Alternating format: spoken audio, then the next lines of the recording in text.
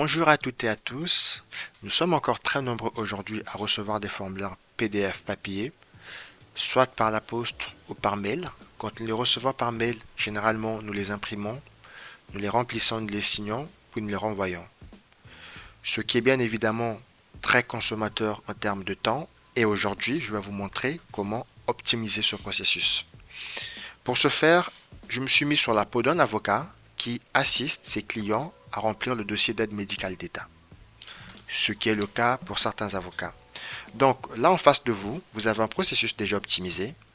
Au lieu de pouvoir renvoyer le dossier par papier, je vais vous montrer comment est-ce qu'on va faire la procédure en ligne. Donc dans un premier temps, le client remplit en ligne le formulaire de demande d'aide médicale d'État et insère l'ensemble des dossiers nécessaires. Ce formulaire va être reçu par l'avocat qui va vérifier que tous les éléments nécessaires sont bien présents. Si le dossier est conforme, il va renvoyer le dossier au client, soit par la poste ou par mail, je vous montrerai après comment le faire. Il va renvoyer de façon automatique le dossier au client avec les instructions nécessaires pour que le client puisse déposer son dossier auprès de l'administration. Sinon, si le dossier n'est pas conforme, il y a un mail qui sera envoyé ou un courrier au client, plutôt par mail, lui demandant de pouvoir réserver un créneau de rendez-vous afin d'échanger sur les différents points à résorber avant une éventuelle demande. Donc, comment est-ce qu'on numérise ce système? Donc, sans plus tarder, je vais vous montrer la petite application que j'ai créée qui permet de pouvoir optimiser ce processus. Donc, roulement de tambour. Hop là. Donc, voilà l'application que j'ai nommée e-formulaire. Cette application va tout simplement permettre à notre avocat de pouvoir gagner du temps sur l'examen et l'analyse des dossiers des demandeurs d'aide médicale d'État. Donc, sur cette application, il y a juste un service pour l'instant. C'est le service de demande AME. Sachant que cette application peut être mise à disposition en ligne ou partagée directement à travers un lien afin que le client final puisse le remplir. Si vous avez déjà un site web, par exemple, vous pourriez joindre le formulaire directement sur votre site. Donc ici, moi je vais donc remplir ma demande d'aide médicale d'État. On va essayer de le faire ensemble. Je commence par mettre mon nom, mon prénom. Donc je mets une date de naissance. Je dis que je suis plutôt autre pays. Je mets mon numéro de sécurité sociale. Je mets mon numéro d'allocataire. Je mets mon adresse en France, rue Jean-Paul. Et je rajoute un code postal. Bon, je peux mettre Paris. Je mets mon numéro de téléphone. Et ici, on peut avoir un espace de possibilité de choisir une ville. On va mettre Paris. On va cocher et on va aller à suivant. On a la possibilité de rajouter des pièces jointes qui accompagnent le dossier pour qu'il soit vérifié. Donc, j'ai préparé des pièces jointes. La première pièce, on va la mettre là. Et la seconde pièce, on va plutôt l'insérer ici. Donc, aussi prendre une photo, mais dans notre cas, on ne le ferait pas. Je vais donc remplir fait à Paris. Je vais remettre la date. Je vais remettre la date. Et je vais signer. Puis, suivant. Je vais confirmer ma boîte mail, étant donné que c'est le seul moyen de contact que j'ai de mes clients. Je dois être sûr qu'ils l'ont bien tapé. Donc, je leur demande juste de le retaper. Et au cas où les deux dates ne sont pas identiques, on voit bien, les deux comptes Gmail ne sont pas identiques, on voit bien qu'ils nous génèrent l'erreur. Donc là, on va remettre correctement pour pouvoir avancer. Il y a aussi la possibilité de rajouter un mode de paiement par carte bleue. Nous allons pas, on l'a pas rajouté ici et ce que le client pourra faire à la fin, c'est tout simplement visualiser son dossier. Donc ici, je vais juste zoomer pour vous montrer qu'est-ce qui a été rempli. On voit bien, voilà, là, fait des informations. Ici, on voit bien que le nom, l'ensemble des informations ont bien été remplies. La date, la signature. Bon, il n'y a pas des photos. Si j'avais fait la photo lors de la démo, j'avais la possibilité de la rajouter vraiment ici. Mais sauf que dans le cas d'une demande d'aide médicale d'État, on demande une photo qui respecte des normes bien définies. Donc, ça ne sera pas pertinent de pouvoir utiliser cette option dans ce cas. Mais si on a un établissement qui fait des fiches d'inscription pour des étudiants, ça peut être bien évidemment un user case très très pertinent. Une feature plutôt très pertinente à utiliser dans ce cadre-là. Donc, une fois qu'on a terminé la prévisualisation, on clique sur Done. On va repartir sur le formulaire et on va soumettre. Donc là, la demande est en train d'être soumise et puis les pièces jointes sont en train d'être envoyées. Je reçois, merci, votre dossier a été bien reçu. Donc, je peux aller sur Retour et vous montrer ce qui se passe aux étapes suivantes. Donc, à l'étape suivante, le dossier arrive dans un process d'approbation. Donc, dans ce process, moi, l'avocat, je vais tout simplement analyser le dossier. Et si le dossier est conforme, je vais l'approuver afin qu'il puisse recevoir l'email dans lequel il y a l'ensemble des éléments qui vont lui permettre de poursuivre sa procédure. Si le dossier n'est pas conforme, il va être rejeté, refusé. Donc dans ce cas-là, je vais lui inviter tout simplement avec un lien de rendez-vous de réserve un créneau afin que nous puissions échanger pour résorber les différents écarts et envisager une nouvelle demande. Donc ici, je vous présente le formulaire que la personne va recevoir afin qu'il puisse réserver son créneau. On voit bien que c'est un formulaire qui est très intéressant sur la forme pour pouvoir réserver un créneau de rendez-vous. On a la date, on a l'heure et tout ceci est bien évidemment préconfiguré par l'avocat par rapport à ses disponibilités. Une fois que c'est fait, l'une des options qui me paraît très intéressante, c'est la possibilité de pouvoir avoir des données sur la performance de notre formulaire.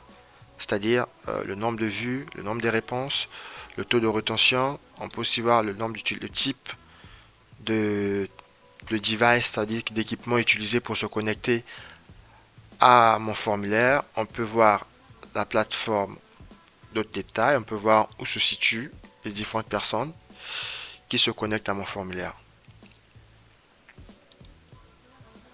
Ici, sur la table, on peut voir de façon synthétique l'ensemble des demandes reçues.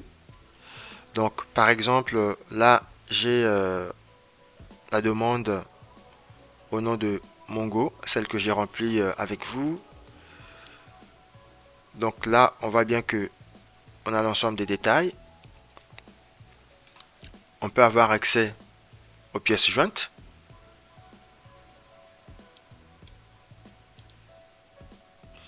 Donc, soit on peut télécharger la pièce jointe ou pas.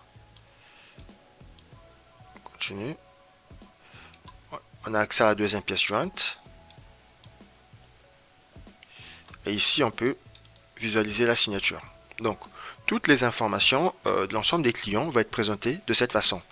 C'est très puissant. On peut derrière utiliser des filtres pour voir des clients dans lesquels leur approbation a déjà été réalisée ou pas.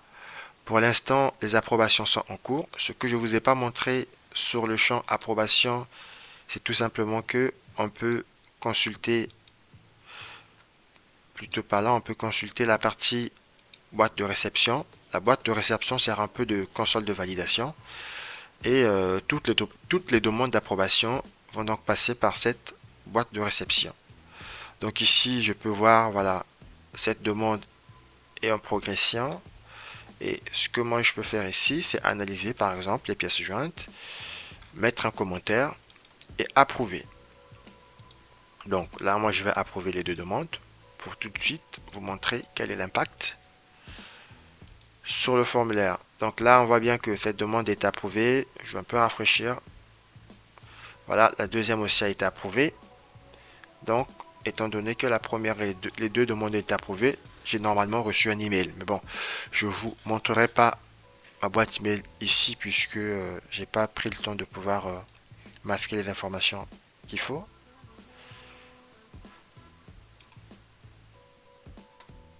Pour la suite, je vous parlerai du rapport. Donc, il y a un rapport qui est généré de façon automatique. Sur ce rapport, je le rafraîchis un tout petit peu pour vous montrer comment est-ce qu'il prend en compte les données qui ont été enregistrées. Sur ce rapport, par exemple, on sait que voilà, on a eu une demande et on peut avoir toute une série de statistiques concernant l'ensemble des gens qui nous ont soumis leur demande. On peut l'avoir sous forme compacte si on veut juste quelques informations. Maintenant qu'on a notre donnée sous forme structurée, ce qu'il faut savoir est que jusqu'alors, on a tout simplement eu le dossier, analysé le dossier et puis validé si on trouve que le dossier est correct pour qu'il retourne auprès du client avec l'ensemble des instructions nécessaires pour finaliser sa procédure. Et s'il n'est pas correct, on refuse et il reçoit un formulaire dans lequel on lui demande de pouvoir réserver un créneau de rendez-vous afin d'échanger avec moi, l'avocat.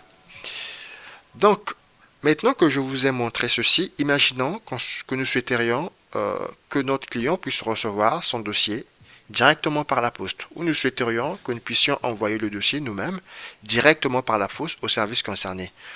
À ce jour, ce n'est pas possible de le faire directement sur JotForm, mais en passant par les plateformes d'automatisation, nous pouvons réaliser cela. Et en parlant de plateformes d'automatisation, il y en a plein. Pour rapidement vous expliquer comment est-ce que vous pourriez vous en sortir face à toutes ces plateformes disponibles, comment est-ce que se fait le choix. Sur cette présentation que vous voyez devant l'écran, j'avais catégorisé ces plateformes en trois sous-catégories, à savoir des Workflow API. Ce sont des plateformes qui permettent de connecter des API. Donc les API, c'est des systèmes généralement présents, pour faire simple, hein, dans des applications récentes. Généralement, sur les anciennes applications, nous n'avons pas à disposition des API où nous puissions nous connecter de l'extérieur. La deuxième possibilité, c'est d'utiliser les techniques de RPA. La technique de RPA va un peu mimer ce que fait l'utilisateur sur l'interface. Et après, nous avons l'intelligence Process Automation, qui est un peu la combinaison de l'ensemble, puis l'ajout de l'intelligence artificielle. Donc moi, pour la partie automatisation, je vous ai prévu deux exemples. Le premier exemple va se focaliser sur le Workflow Automation, donc en passant par des API, et le second va utiliser une solution d'Intelligence Process Automation. Donc, sans plus tarder, commençons sur la partie Workflow Automation. Donc, j'ai utilisé la solution Zapier, qui est une solution très très connue dans le milieu de l'automatisation par workflow. Donc ici, ce mini process que je vous présente devant l'écran va tout simplement permettre, à chaque fois qu'on va recevoir une nouvelle demande, on va concaténer l'ensemble des pièces jointes et on va envoyer ces pièces jointes par la poste à partir du moment que nous avons approuvé la demande. Donc ça, c'est un workflow qui peut être très très pertinent pour nous faire gagner du temps, nous éviter des allers-retours vers la poste pour envoyer nos dossiers. Deuxième option que je vais vous présenter utilise la plateforme Power Automate Flow de Microsoft, qui est une plateforme d'IPA, donc qui va intégrer non seulement la possibilité de connecter des workflows tels qu'on le fait ici, hein. On utilise un formulaire Microsoft, on le connecte à cette application, à cette solution qui permet de remplir des PDF. Là, c'est une connexion API. Hein. Une fois après, on crée un dossier à l'intérieur de notre OneDrive pour différents clients. Et après ça, on fait appel à une solution RPA qui va permettre derrière de pouvoir, par exemple, générer du courrier pour pouvoir générer du courrier pour la poste, supposons. Et si nous voulons aller plus loin, on peut connecter derrière des modules d'intelligence artificielle qui vont nous permettre cette fois-ci de pouvoir traiter de façon automatisée l'ensemble des pièces jointes reçues. Donc, on a un peu fait le tour sur la partie automatisation si nous voulons aller plus loin. Et pour ceux qui s'interrogent sur la partie sécurité de la donnée, la plateforme Datform est aujourd'hui parmi l'une des plateformes les plus sécurisées au monde. Elle a presque toutes les certifications, que ce soit pour des données de santé, que ce soit le respect du RGPD. Et ils ont aussi des serveurs qui sont localisés en Allemagne. Donc, au cas où vous ne voudriez pas que vos données puissent transiter sur des serveurs aux États-Unis, toutes ces exigences peuvent être tout simplement réalisées. Nous voici à la fin de ce tutoriel. Si vous êtes intéressé ou si vous avez tout simplement des questions, n'hésitez pas à me laisser un commentaire. J'ai prévu mettre à disposition 5 places de coaching gratuit de 15 à 30 minutes pour vous permettre un peu de voir comment est-ce que vous pourriez transformer l'ensemble de vos formulaires en solution digitale afin de vous permettre de gagner du temps et d'optimiser vos processus en interne.